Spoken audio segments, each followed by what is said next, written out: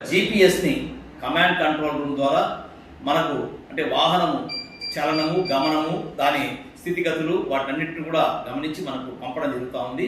ఇవి STA state transport authority Vijayawada నుండి ఈ కన్సర్న్ అథారిటీకి అంటే తిరుపతి రవాణా శాఖ కావచ్చు, లేకపోతే విశాఖపట్నం కావచ్చు, అనేక ప్రాంతాల రవాణా శాఖ అధికారులకి సమాచారం అందిన వెంటనే మోటార్ వాహన తనిఖీ అధికారులను ఆదేశించి తక్షణం అతివేగంగా వెళ్తున్న ఆ వాహనాలని గుర్తించి వాటిని స్వాధీనపరచుకోవడం జరుగుతూ ఉంది.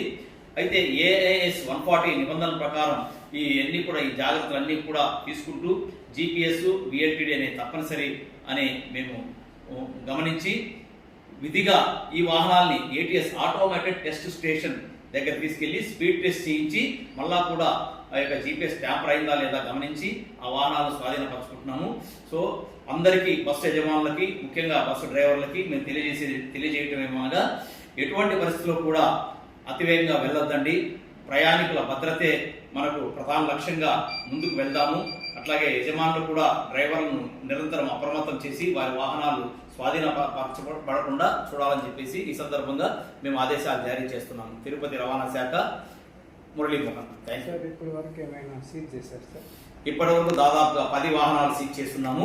ఈ 10 వాహనాలను కూడా ఆటోమేటిక్ టెస్ట్ సెంటర్ పంపించి స్పీడ్ టెస్ట్ చేసి ఆ జీపీఎస్ ట్యాంపర్ చేశామని గుర్తించి మాత్రమే మేము మళ్ళా స్వాధీనపరచుకున్నాం.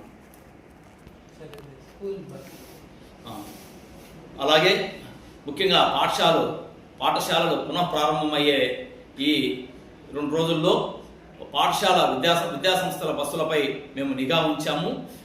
గతంలో పాఠశాలలు ప్రారంభించిన తర్వాత మేము వాహనాలను తనిఖీలు మొదలు పెట్టేవాళ్ళము. అలా కాకుండా మా రవాణా శాఖ కమిషనర్ శ్రీ మనీష్ కుమార్ సిన్హా గారి ఆదేశాల మేరకు 24/2026 నుండి అంటే పాఠశాలలు ముగిసిన తర్వాత ప్రతి పాఠశాలకు వెళ్ళి తిరుపతిలోనే 6 బృందాలుగా ఏర్పడిపోయి ఈ 6 బృందాలు ప్రతి కళాశాల ప్రతి పాఠశాలకు వెళ్ళి అన్ని బస్సులు చెక్ చేయడం జరిగింది. దాదాపు ఇప్పటి వరకు 1156 బస్సుల్లో 800 బస్సులు పైచిలుకు మేమంతా కూడా తనిఖీలు నిర్వహించాము. వాటిలో దాదాపు ఒక 75 వాహనాలకు సాంకేతిక లోపాలను గుర్తించి వాటికి మేము నోటీసులు కూడా జారీ చేసినాము. ఆ నోటీసులు జారీ చేసిన బస్సుల్ని తిరిగి మాకు ప్రొడ్యూస్ చేయమని చెప్పి మేము చెప్పడం జరిగింది. ఆ వాహనాలను ఈ వారంలో మేమంతా కూడా తనిఖీ చేస్తాము. మిగిలిన వాహనాలన్నీ కూడా తనిఖీ చేస్తాము.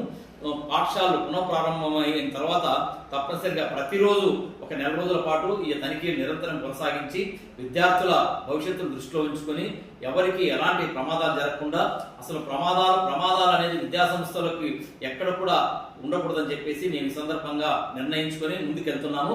అట్లాగే పేరెంట్స్ కమిటీ, విద్యాసంస్థల కమిటీ వీరందరూ కూడా సరైన జాగ్రత్తలు పాటించాలని చెప్పేసి మనస్ఫూర్తిగా తెలియజేస్తున్నాను. అట్లాగే మోటార్ వాహనాల సెక్షన్ 185G అవి కొత్త నిబంధనలు 32 నిబంధనలు ఉన్నాయి. ఆ నిబంధనల ప్రకారమే బస్సు మెయింటెనెన్స్, అట్లాగే విద్యాసంస్థల వారు తీసుకోవాల్సిన జాగ్రత్తలు, అట్లాగే పేరెంట్స్ కమిటీ వారు తీసుకోవాల్సిన జాగ్రత్తలు ఇవన్నీ కూడా పొందుపరిచి ఉన్నాయి. వాటి ప్రకారం అందరూ కూడా నడుచుకోవాలని చెప్పేసి మేము వాళ్ళని ఆదేశిస్తున్నాము. Thank you. చాలామంది తమ వాహనాలను జాగ్రత్తగా నడుపుతున్నప్పటికీ లైసెన్స్ లేకుండా చాలామంది నడుపుతున్నారు.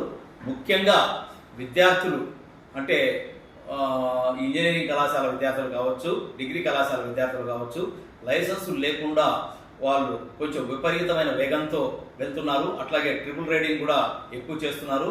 సో వీటినంతా కూడా నియంత్రించడానికి మేము అనిత్యము మా యొక్క వాహన తనిఖీలను కొనసాగిస్తున్నాము.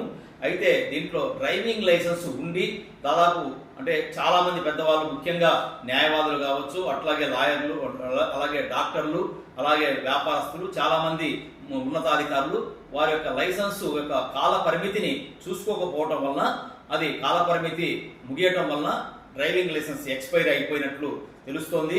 చాలా మంది మాకు ఇక్కడ డ్రైవింగ్ టెస్ట్కి వస్తున్నారు. అది ఎప్పుడు వస్తారంటే కాల పరిమితి ముగిసిన వెంటనే ఒక 1 year లోపల రెన్యువల్ చేసుకోవాలి అంటే డ్రైవింగ్ లైసెన్స్ ఎవరు కూడా రవాణా శాఖ కార్యాలయానికి రావాల్సిన అవసరం లేదు.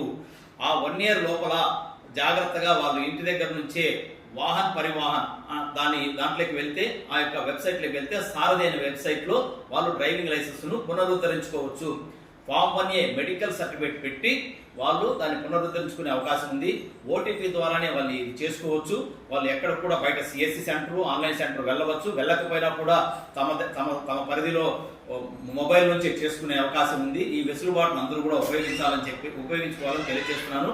అయితే ఈ రెన్యువల్ అయిపోతుంది అని తెలిసిన వెంటనే ఒక నెల ముందరే వీళ్ళంతా కూడా రెన్యువల్ చేసుకుంటే డ్రైవింగ్ లైసెన్సు ఎక్స్పైరీ కాకుండా జాగ్రత్త పడే అవకాశాలు ఉంటాయి. కాబట్టి ఈ విషయాన్ని అందరూ కూడా గమనించాలని చెప్పేసి మరొకసారి అందరూ కూడా వాహనదారులందరికీ కూడా నేను అభ్యర్థిస్తున్నాను, అలాగే నేను ఆదేశిస్తున్నాను.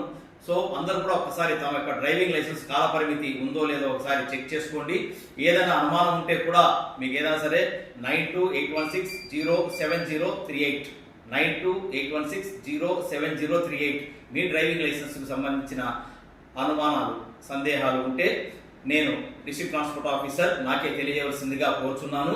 అలాగే 15 సంవత్సరాలు దాటిన మోటార్ సైకిల్స్, కార్లు రెన్యువల్ ఆఫ్ రిజిస్ట్రేషన్ కూడా చాలా మంది అయిపోయి ఉన్నాయి.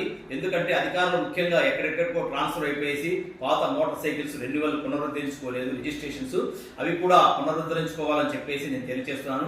15 సంవత్సరాలు అయిన తర్వాత కూడా వాహనం కండిషన్లో ఉంటే వాటి యొక్క స్థితిగతులను మోటార్ వాహన తనిఖీ అధికారి పరిశీలించి గ్రీన్ ట్యాక్స్ను కట్టించుకొని తద్వారా దాన్ని రెన్యువల్ చేస్తారు. కాబట్టి ఆ వాహనాలన్నీ కూడా రెన్యువల్ చేసుకోవాలని చెప్పేసి మేము రవాణా శాఖ తిరుపతి వారి తరఫున కోరుకుంటున్నాము. Thank you.